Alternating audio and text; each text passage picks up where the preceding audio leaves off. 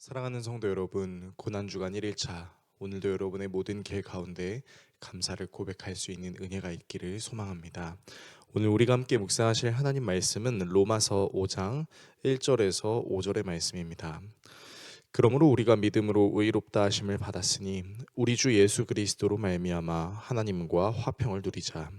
또한 그로 말미암아 우리가 믿음으로 서 있는 이 은혜에 들어감을 얻었으며 하나님의 영광을 바라고 즐거워하느니라. 다만 이뿐 아니라 우리가 환난 중에도 즐거워하나니 이는 환난은 인내를, 인내는 연단을, 연단은 소망을 이루는 줄 알미로라. 소망이 우리를 부끄럽게 하지 아니함은 우리에게 주신 성령으로 말미암아 하나님의 사랑이 우리 마음에 부은 바 됨이니. 아멘. 오늘부터 여러분과 고난주간을 맞이하여 우리를 위해 고통을 당하신 예수님을 통해 무엇을 감사할 수 있는지를 돌아보는 시간을 가지려고 하는데요. 특별히 우리가 쉽게 감사를 느낄 수 없는 상황들을 맞닥뜨릴 때가 많이 있습니다. 그럼에도 불구하고 하나님의 은혜로 무엇을 감사할 수 있는지에 대해서 성경을 통해 알아보는 시간을 가지려고 합니다. 오늘은 그 첫 번째 시간인 고난 중에도 감사하는 내용을 묵상하려고 합니다. 사도 바울은 로마 교회 성도들에게 편지할 때 환난 중에도 즐거워한다라고 이야기하는데요.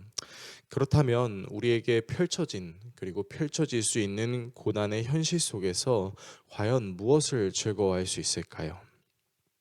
아니, 고난의 현실에서 무엇을 즐거워할 수 있을지를 찾아보기 전에 스스로에게 정직하게 질문해 봅시다. 과연 저나 여러분이나 고난이 찾아왔을 때 무조건 즐거워하거나 기뻐할 수 있을까요? 사도 바울이 빌립보 교회 성도들에게 그리고 데살로니가 교회 성도들에게 강조했던 항상 기뻐하라라는 것을 과연 실천할 수 있을까요? 사실 고난 중에서 기뻐하는 것은 생각보다 쉬운 일이 아닐 것입니다. 또한 억지로 웃거나 행복하다라고 생각하는 것조차 굉장히 버겁게 느껴질 수도 있을 것입니다. 왜냐하면 고난은 결코 가볍지 않고 무거운 것이기 때문이죠. 그래서 많은 사람들이 고난 중에도 기뻐하라 라는 이 말씀들을 묵상할 때마다 생각하는 것이 바로 고난을 당하고 있음에도 불구하고 여전히 내가 가지고 있는 것에 대해서 감사하는 것입니다. 이를테면 교통사고를 당해서 다리 한쪽을 잃어버렸지만 그래도 다른 다리 한쪽이 있으니 감사하는 것입니다. 사업장에 불이 났지만 인명피해는 없으니 감사하는 것입니다. 취업 준비를 여러 번 낙방했음에도 불구하고 다시 취업을 도전할 수 있어서 감사하는 것입니다. 모든 것을 잃어버리진 않았기 때문에 남아있는 것이 있기 때문에 감사하라는 것이겠지요. 과연 이런 생각이 우리에게 고난 중에도 감사함을 누릴 수 있게 해줄 수 있을까요?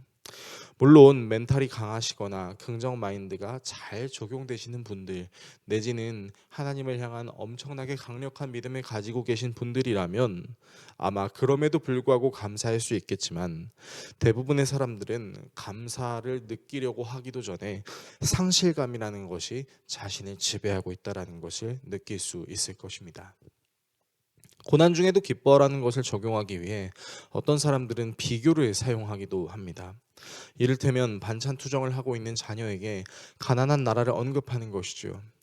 자녀가 먹고 있는 음식의 반의 반도 안 되는 양을 가난한 나라의 사람들은 먹을 수 없기 때문에 감사하게 먹으라는 것입니다. 그러나 이런 감사는 상대적으로 나보다 조금 더 취약한 상황과 환경에 있는 사람들을 쉽게 판단하는, 그리고 그 판단으로 나의 행복을 정의 내리는 교만의 오류에 빠질 수 있을 뿐만 아니라 이런 행복은 나보다 더 우월한 상황과 환경에 있는 사람을 만나게 되면 내가 가진 행복이 보잘것없는 것처럼 느껴지는 좌절과 절망도 안게 될 수 있습니다. 그래서 고난 중에도 감사하기 위해 다른 사람과 내 상황 환경을 비교하는 것은 오히려 더 극심한 고난의 상황으로도 끌려갈 수 있다라는 것이죠.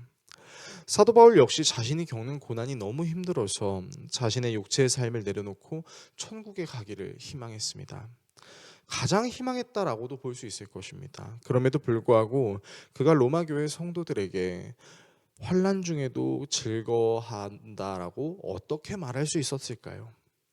개역개정 성경에는 환난 중에도 즐거워하니라고 번역되어 있는 이 내용이 새 번역본으로 살펴보면 이런 말이 등장합니다. 바로 우리는 환난을 자랑합니다라는 말입니다.